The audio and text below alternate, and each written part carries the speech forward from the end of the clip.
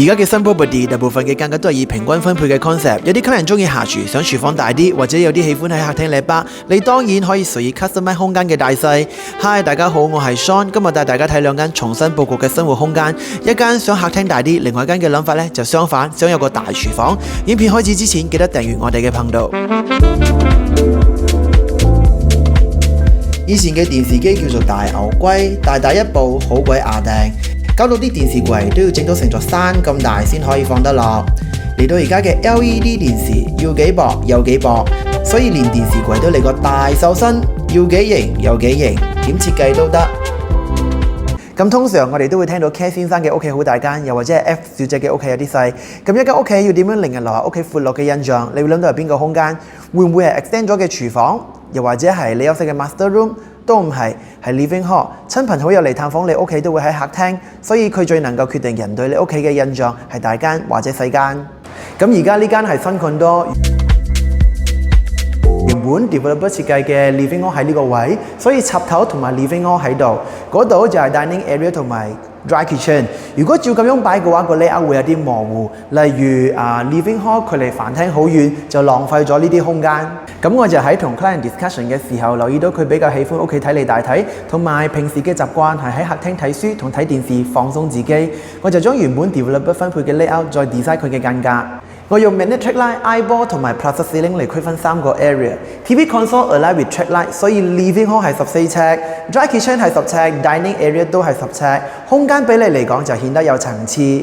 咁大嘅廳買 sofa 就唔會有局限，因為舒服嘅 sofa 通常都好大張。咁好多顧客都喜歡詢問 TV console 嘅 pros and cons， 壞處就只得一個價格高，好處就係度身訂造。例如呢個14尺嘅 TV console 外出係買唔到咁大嘅櫃，同埋 again with wall 後邊冇罅位，睇嚟屋企整齊啲。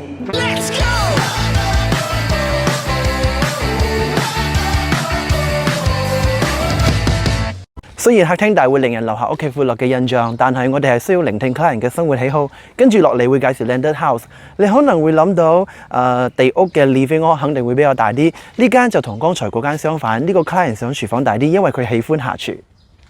入到 living hall 呢個原有嘅插頭，如果依照呢個位置放電視櫃，個廳好細同埋好靠近個門口，擺入 sofa 個 walkway 就好窄，冇位行路。我就將客廳 total length design 為16尺到呢個邊。將插頭同 ceiling fan 移位，比原本剩得嘅 living hall 嚟得闊落，擺入舒服嘅 sofa， 左右 walkway 都有3尺以上。咁 client 就有睇風水，呢個 partition 分開客廳同埋 dining area，master 講防止流財。入到 dining area 同埋乾廚房 ，client 就講佢有好多嘅廚房用具，同埋有2架 fridge， 好頭痛，唔知點擺。咁我就需要幫佢 design 解決 storage 同埋雪櫃嘅擺放。原本呢間屋企嘅間隔 dry kitchen 係10尺，係放唔入咁多嘅 appliances。因為呢間係 end-lot 比較多窗口，咁就將窗口封咗佢。Dry kitchen 改為22尺，咁就解決 storage 同埋雪櫃嘅擺放。呢個窗口就保留自然光進入，同埋有生氣。前面呢度擺張飯台，攤茶嘅時候都可以欣賞到綠油油嘅景色。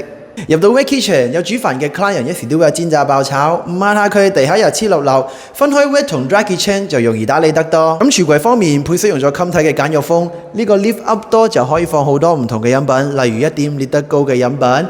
咁櫥櫃基本上都冇乜需要 maintenance， 例如 sink aluminium carcass、recessed handle 採用黑色，防止刮花。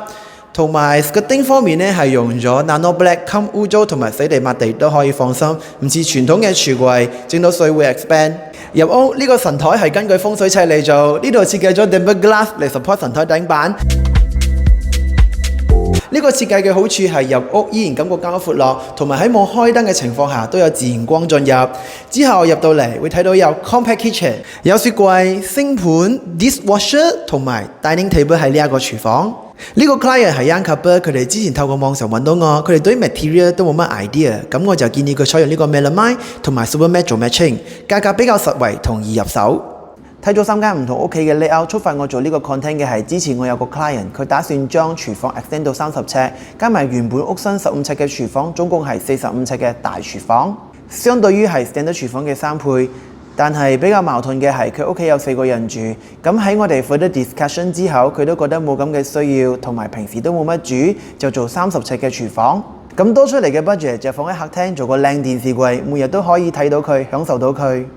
今日影片就到呢度結束。如果你對 layout 間隔唔係好熟悉嘅話，希望今日呢個片可以幫助到你。咁喜歡我哋嘅影片，記得撳讚、訂閱、加分享。我係 Sean Coin，我哋再見，拜拜。裝修係會令屋主非常頭痛嘅過程，尤其你係冇裝修經驗嘅話，隨時都會俾人點咗氹氹轉。好 surprise， 原來大家對於 ID 就即係 interior designer 都唔係好熟悉嘅。了解裝修基本流程，呢個整體嘅概念好重要。首先係做 hacking。